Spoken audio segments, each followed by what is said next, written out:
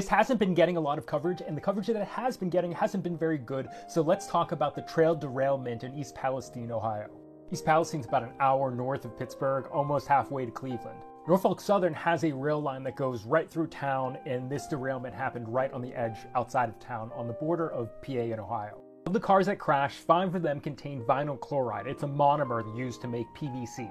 Some of the reporting on this has gotten vinyl chloride confused with polyvinyl chloride, the polymer made out of vinyl chloride. Now, the reason that this distinction is really important is vinyl chloride is very hazardous and very flammable. Polyvinyl chloride is a plastic that's used in like everything.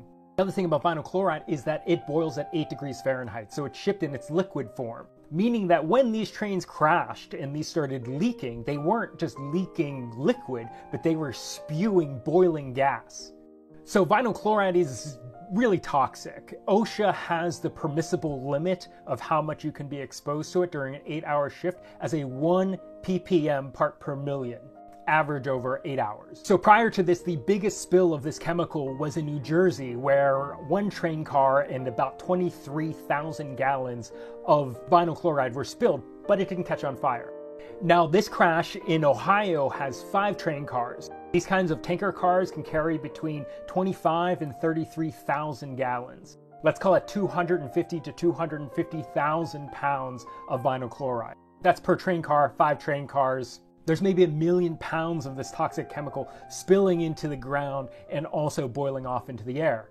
But then it caught on fire. I think this is where the reporting is really bad because no one is mentioning what the byproduct of vinyl chloride burning is.